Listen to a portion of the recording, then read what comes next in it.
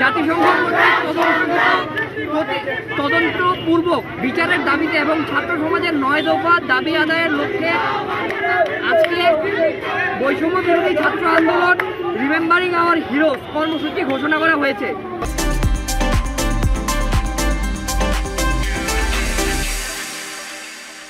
গত জুলাই মাসব্যাপী আমাদের সারা দেশে বৈষম্য বিরোধী ছাত্র আন্দোলনের কর্মসূচি চলছে।